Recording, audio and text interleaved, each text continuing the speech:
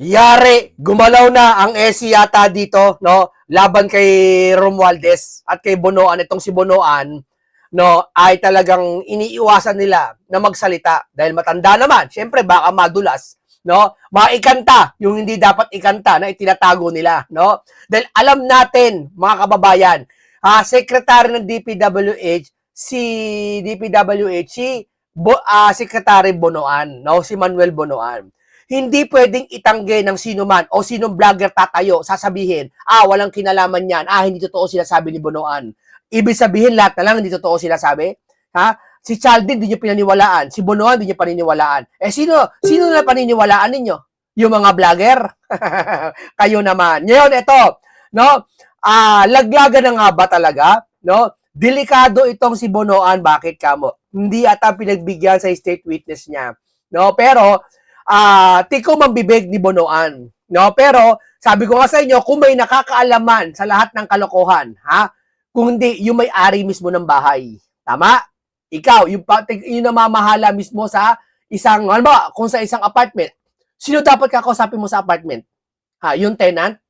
Yung landlord, yung kakausapin mo yung namamahala doon sa apartment kasi siya nakakaalam lahat kung asan yung gripo, asan yung mga garbage can. Lahat siya kakausapin mo tungkol doon eh. Siya nakakaalam eh. Kapag hindi niya alam yun, ay umalis ka na. Di ba? Nagkukunwari ka, hindi mo alam yun. Halimbawa sa sementeryo. Di ba sa sementeryo, pag may mga taga-alaga misa ng puntod, sabi sa pag private cemetery, di ba? Nagpunta misa ako dyan sa sementeryo. Alam ko ano yung puntod mo eh. Kabisado ka. Ay, ma'am, si ano ka, pamilya ka ni ganito. Alam niya eh. Kasi nadalaw ka lagi eh. May mga namamahala doon sa puntod, na supultolero, di ba? Siya naglilinis, babayaran mo siya, lahat, madami yon. Ngayon, ganito. Etong si Bonoan, secretary ng DPWH, alam niya lahat ng may mga request o sino pwedeng kalokohan sa kanya. Siya hepe niyan, Kumbaga kay Cabral, katumbas si Cabral yan, marami alam yan. Ang masama, baka matulad siya kay Cabral. Ano ba nangyari kay Cabral? Dalawa lang naman hinala natin eh, no? Pinagtago or ginurgur. Pero siyempre, pinakamalinaw para sa akin, opinion ko lang to. Akin lang to, huwag niyo akong tularan, no? Ang sa akin, hindi papatayon. Di ba? Para sa akin, tigok-tigukan lang, no? Kunwari, wala. Pero lalabas siya sa tamang panahon.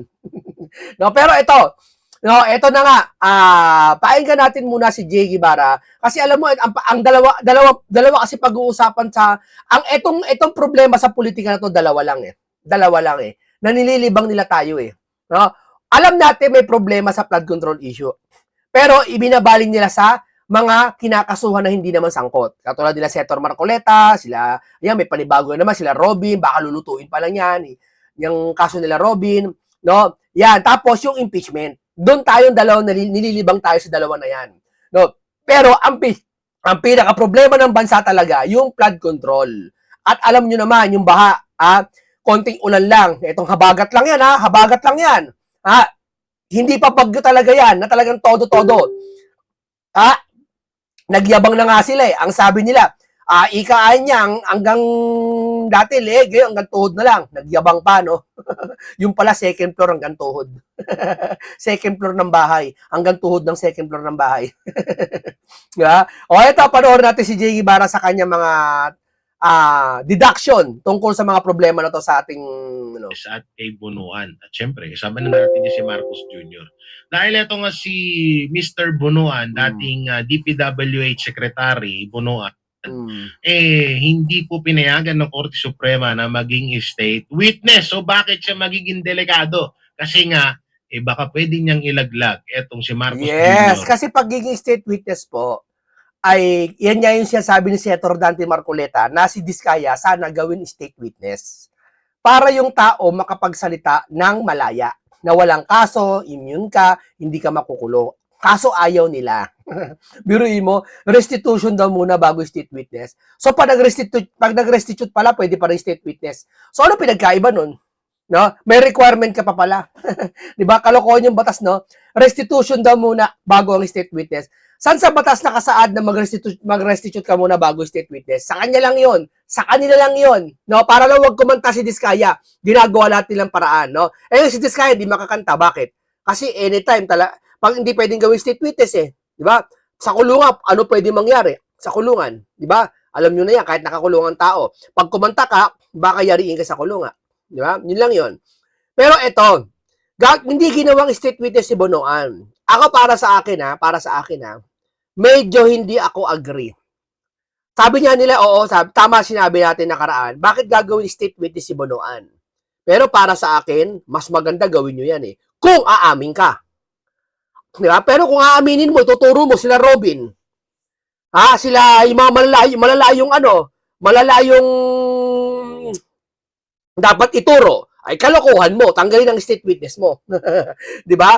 Kasi ang DPWH po, ng secretary, siya nakakaalam ng lahat, no? Andiyan dyan lahat ng kalokohan na pwede mong malaman at ipaalam sa amin kung ano yung mga nangyari dyan sa loob. Martin Romualdez dito sa maanumalyang flood control scam. Baka masaksihan na naman natin, baka matunghayan na naman natin ang mga nangyari katulad na lang ng nangyari kay Cabral. Malamang sa ano ba nangyari kay Cabral, mga kababayan? Nagtigok-tigukan. Akala nyo sa ako sa ano ko to? Ako tsorya ko lang to, paniniwala ko to tsorya ko to. Oo, wag niyo na ako paniwalaan, di ko kahit maniwala. May alam ako na kakayahan. Sabi niya sa Biblia may angking ikaw lang ang nakakaalam at ikaw lang nakakagawa pala. Ang tawag doon pure wisdom. 'Di ba? Na maari na sasabi mo kasi yung lola ko dati ganito yung kwento ko sa iyo. Sa isang tao may wisdom. Daig ang wisdom ng karunungan, ang kaalaman. Ang kaalaman kasi natututunan niyan sa buhay. Nababasa sa libro, nakukwento sa'yo, kaalaman yon. Pero yung wisdom, galing sa Panginoon yon, no? Malalaman mo isang bagay kahit di mo nakikita. Kasi may wisdom ka. Ako naniniwala ko buhay pa yan si Cabral. Pinagtigukan lang yan para matapos na issue, wala nang habulin. Kasi yan ang pinaka nakakaalam ng lahat-lahat. Lahat ng insertion, kung totoo o hindi. Ngayon, nalalaman nila may insertion. Lahat may insertion. Pero, sabi niya ng eksperto, hindi porket may insertion ay masama na. Kung yun ay nagamit sa tama at may resibo na audit ng husto. Yeah? Pero, kung sasabihin mo ngayon sa panahon ngayon, may insertion ka, wala ka namang katibayan na makapagsasabi na, kinurap mo yun, kinurakot mo yun, wala kang magagawa. Wala kang ebidensya Pero si Cabral may ebidensya. Kaso nga lang biglang nawala si Cabral. Walang burol. Buti pa si yung vlogger na namatay, pinuntahan doon sa burol. Pero yung Cabral, 40 years na naglingkod sa gobyerno, walang pumunta. Bulaklak pinadalan, pero di pa pinakita. Malamang etong si Bonoan ay may posibilidad talaga na ilaglag ito nila Martin Romualdez or may posibilidad na siya mismo ang manglaglag kay Martin Romualdez at kay Marcos Jr. Yes, possible. Possible mga kababayan, isipin nyo, sabihin ko sa inyo sino dito nagpapataya ng weteng? Bawal yun, bawal yun. Pero may mga nakakalusot pa rin. Wag na weteng. Yun na lang ending na lang. Medyo legal yung ending di ba? Ending. Yung pag-ending o kaya paluwagan yan, legal yan Kapag ba yung collector ka, kasi di ba kalimitan sa collector nagbabike lang di ba? Nagpapa-ending o kaya basta anong lumabas kanina kagahapon, 3-0, 3-1 ending di ba? O yan. Yung ba pag nawala yung perang hawak niya, yung sisisihin mo? Yung tumaya? O yung nagpapataya? Sino sisisihin mo? Siya may hawak ng pera Aba, malaki pera niya minsan pag yung, okay, paluwagan. Kasi ako may kakilala akong kolektor ng paluwagan sa kanang, hindi ko alam, parang yung weteng yata yan, parang ganun. Parang weteng yata, no? Alam ko, bawal yun Pero may kakilala ko, hindi ko sigurado, pero marami siyang pera, laging dala, ganyan kakapal, Hindi naman tag-1,000, pero may tag-1,000. Pero yung pera na yon umaabot ng mga 60,000. Yung pera na yon. Ngayon, isang beses, nawala yung pera na yon. No? Nabalita ko dito sa lugar ko, nawala yon. Hindi alam kung ba't nawala yung pera. Ang sabi niya, nalaglag daw. Habang nagbabike siya, nalaglag daw. Kayo, sino mananagot? Yung may hawak ng pera o yung mga collector ng ay yung mga kinuha mo ng pera. Sino mananagot? Ha? Yung collector ng pera. Sino ba ang chairman ng appropriation? Sige nga, sagutin nyo. Tapos pag nawala yung pera, sasabihin nyo walang kinalaman yung mga speaker. Walang kinalaman yung nagpumirma. Di ba? Kagagets nyo?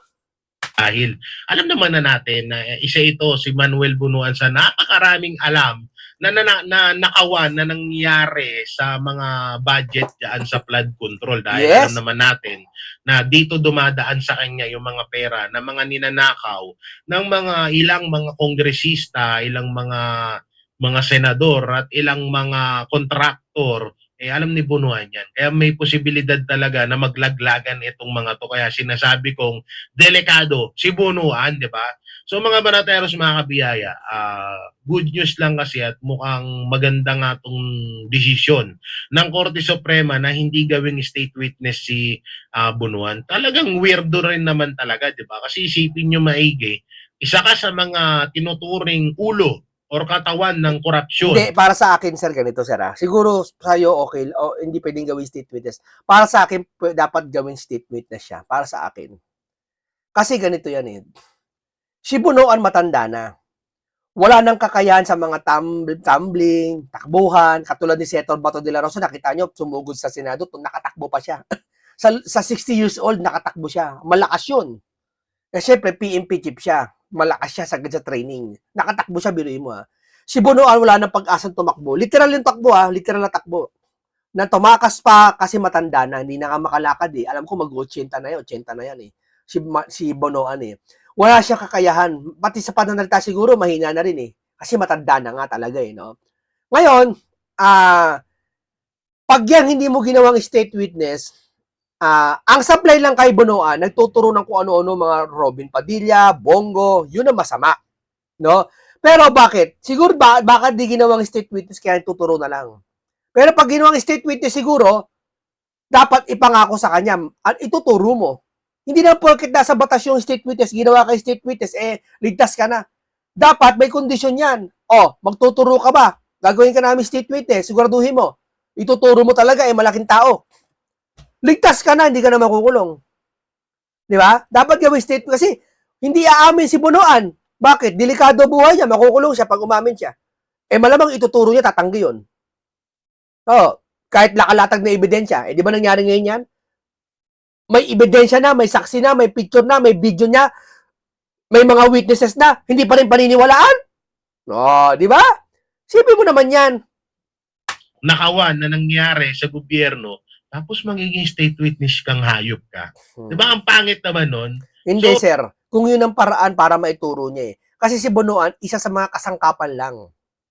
Maaaring to siyempre, pag kasangkapan siya, nakatanggap siya ng malaking pera. Pero mas malaki siyempre, yung politiko, nakatumanggap ng pera. Kung kay Bunuan siguro, 5% na natanggap niya, doon sa politiko, is back 70%. Kaya nga mali-malit ang pera hinahakot ng mga marin eh. Totoo yun. Tanong, ganito tanong. Ito tanong ko sa inyo, mga loyalista, mga pinklawan. Sige, hindi totoo sinasabi ng 18 Marine. Pero tanong ko sa inyo, yung bang nasa litrato na naghahakot ang mga Marine ng mali-maleta, totoo hindi? Hindi mo pwede sabihin hindi totoo yun.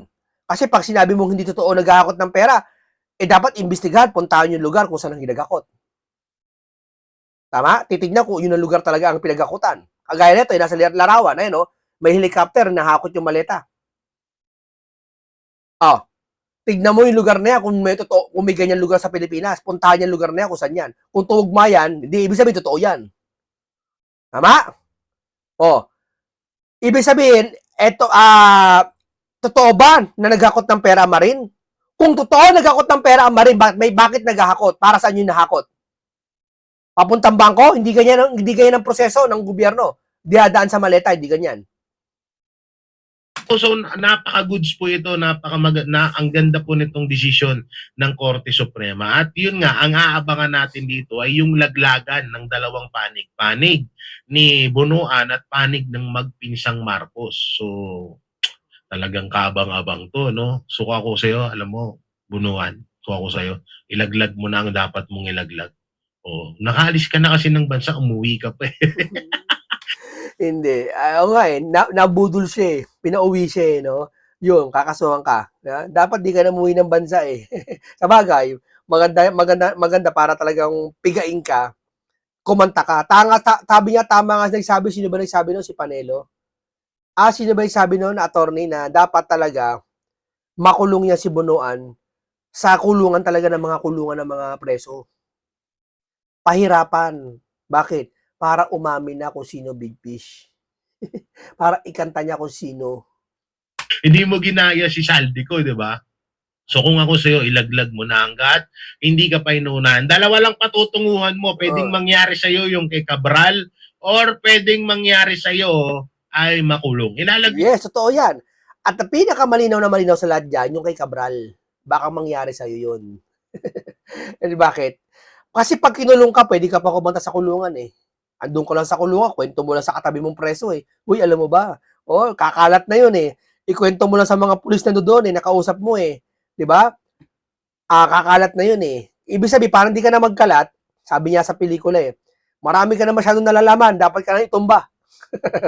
Di ba? Parang ganun eh. Ka ng mga yan. Kasi alam nila na isa ka sa mga alas, isa ka sa mga may hawak na ebidensya na magdidiin sa kanila at may panibago na naman silang puproblemahin. Kaya bago pa lang ikaw nilang problemahin ay baka unahan ka ng mga yan. Lalo ngayon, hindi ka magiging state witness. Kaya delikado ka din. Delikado talaga siya. Hindi siya gagawin state witness. Ibig sabihin, patong-patong na kaso ang haharapin mo. Oo.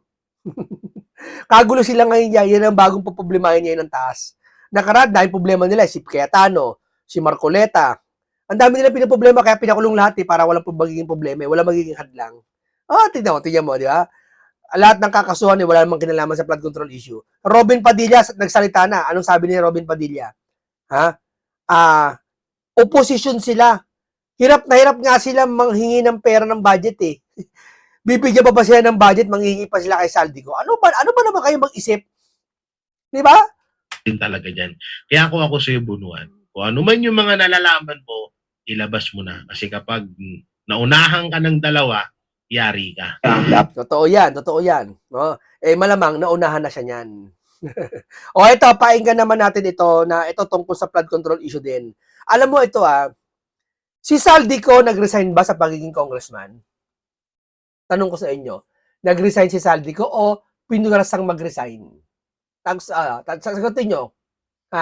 Ako sa tingin ko pinurasang mag-resign yun. Kaya dati ex-congressman Saldico. 'Di ba? Dahil sa kakapal ng mga pagmumukha ng mga yan, hindi mag-resign yan. No? Pero, dapat ngayon, sa nangyayari ngayon, mag-resign na. May delikadesa dapat kayo.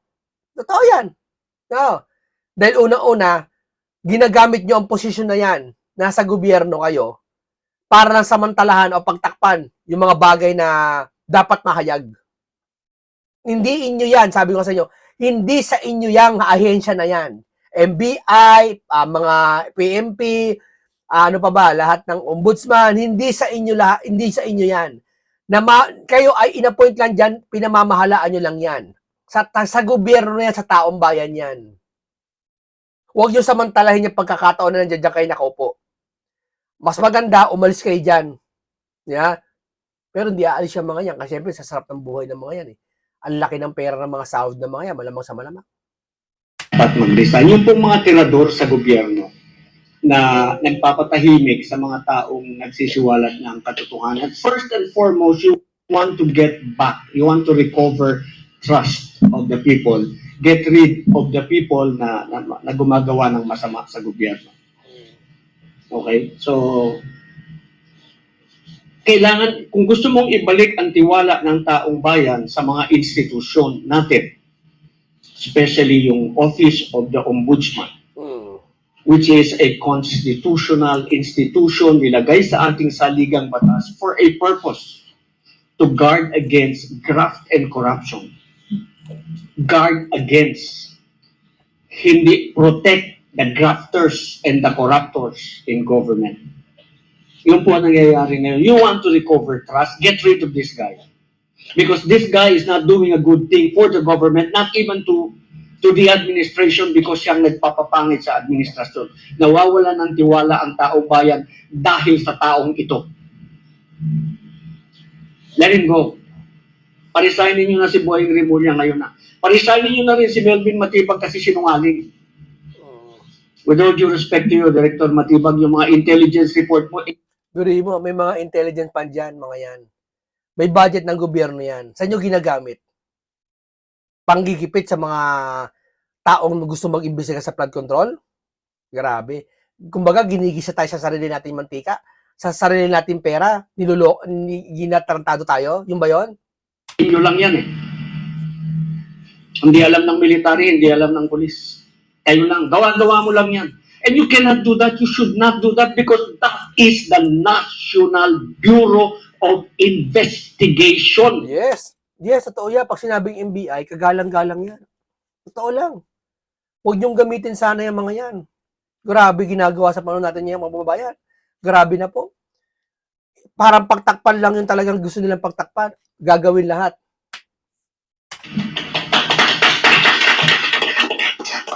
Binababoy mo po yung opisinang yan ng taas ng respeto. Yan ha. Yan ba destabilization tong mga to sa salita? Ha? Matataas ang tinapos ng mga yan. Ayan o, si Pokis o. Ano yan? General. Hindi yan ganyang kaeng-eng ang utak. Nagtapos yan lahat ng pag-aaral. Marami sila. Grupo-grupo yan, intelihente. Hindi yan dinampot kung saan lang. Halika, sumama ka. Hindi ganun yan. Mataas ang pinag-aralan ng mga yan. Nasa katandaan na sila, nasa 60s na sila. Marami na silang experience sa buhay.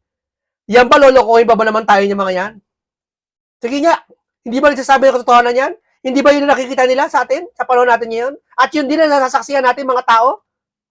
Tayo nga nasasaksihan natin lahat yan eh. Di ho ba? Tayo Tayo nanonood na sa bahay tayo, alam natin ang nangyayari. Nasasaksihan natin yung mga kalokohan nila. Sila pa kaya, babad na babad sila dyan. Alam nila. Ng mamamayan dyan, nung nandyan si Velasco, nung nandyan si Miso, nung nandyan yung mga... Grabe, you dishonor these people by just being there. Oh. Yung pinalitan mo nga, nag-resign kasi ayaw gawin yung ginagawa mo. Totoo yan. Totoo. First, get rid of these people who are not doing very good para sa imahe ng ating pamahalaan. Number 2, papanagutin ninyo yung mga dapat managot.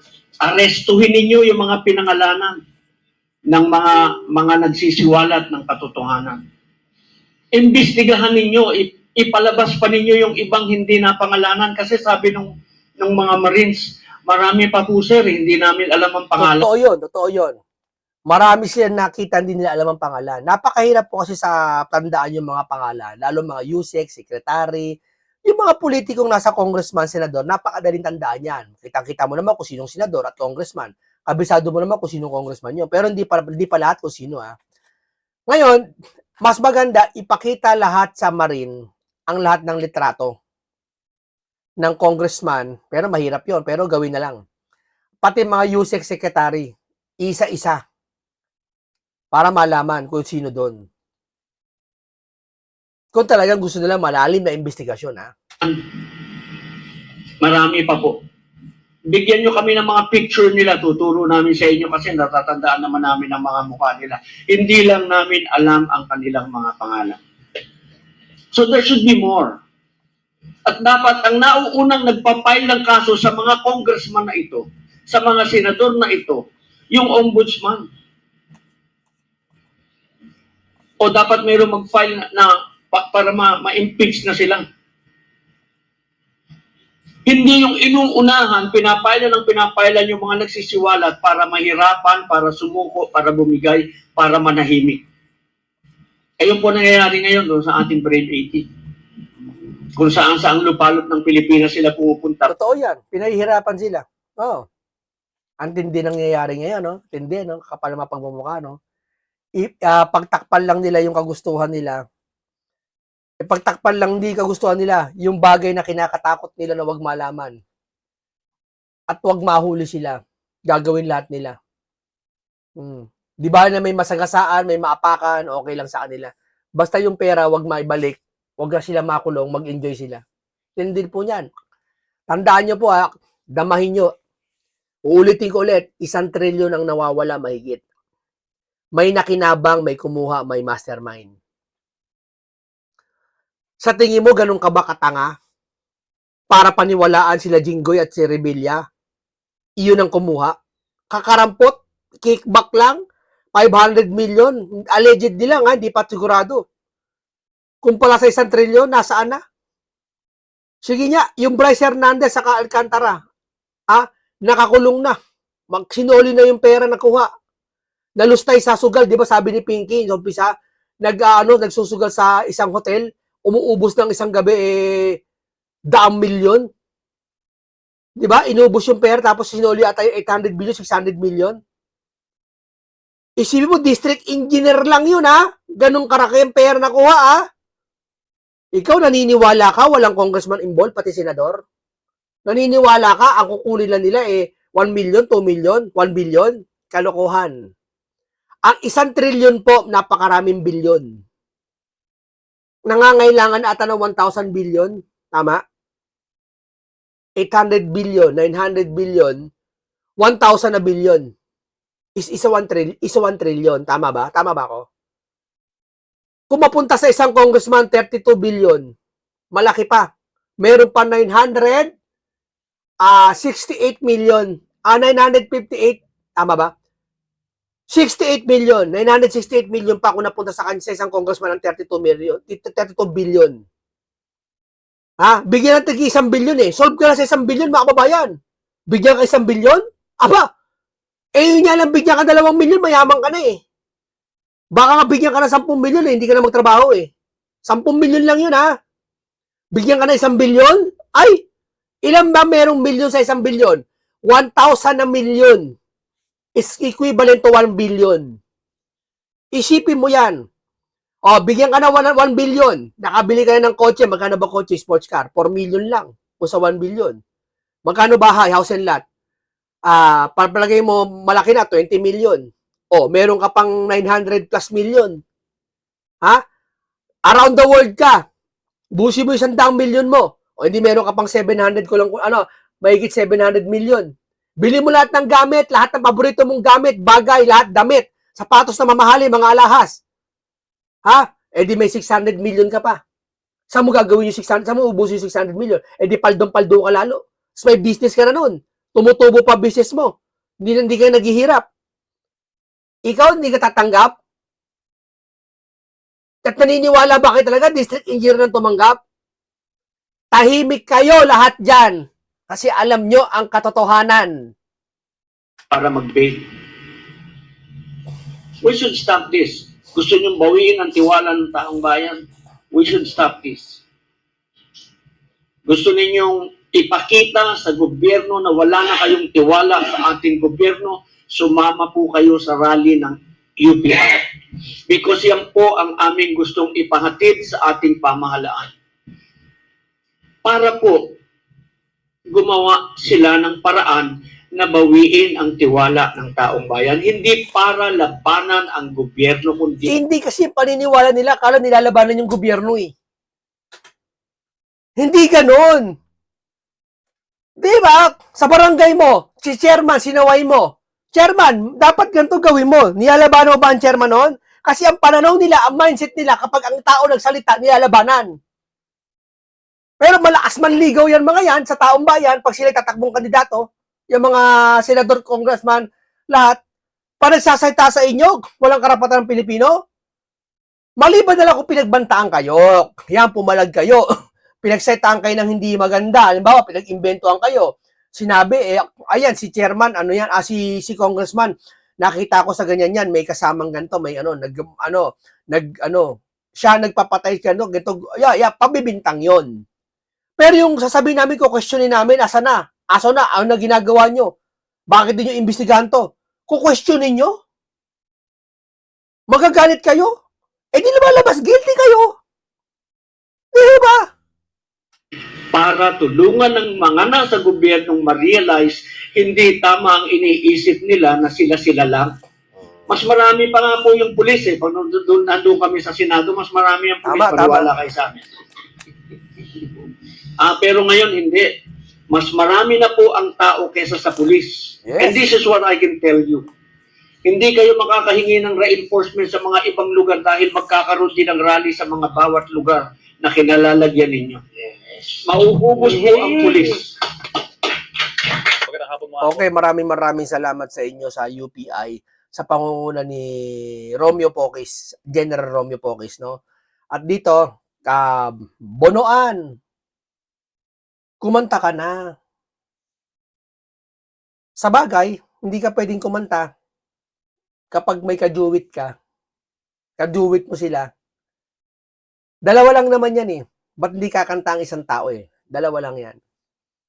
Kasabwat ka or ayaw mong makulong ka o maguruguro ka kasi kakanta ka. Pero syempre, alam naman natin, kung talagang ayaw mo, nangingibabaw sa kanya, at hindi nalalayo talaga, alam natin, DPWH Secretary siya, imposibleng wala kang alam at hindi mo alam kung sino-sino magkakasabwat. At isa ka doon. Kaya hindi ka kumakanta. Kaya nga maganda gawing state witness yan eh. Para mapilitang kumanta, para wala siyang kaso. Malaya ka na. Sa'yo na lahat. Malaya ka na. Kahit nagnakaw ka na malaki, sige, kunwari, palagi natin nagnakaw ka na, no? Sa'yo na. Yung ninakaw mo. Pero ikanta mo lang kung sino-sino. Ha? Ayaw nilang gawin eh. Ha? Okay, hanggang dito lang po tayo. Tatandaan nyo lagi para hindi kayo maligaw. Huwag kayo mag-iisip ng malalim. Sundin nyo lang yung kanyang nararamdaman. Tama pa ba tong ginagawa nila o hindi na? No? Okay, hanggang dyan lang po tayo. Isang makabuluhan na naman ang aking ibinahagi. Paalam po sa inyong lahat.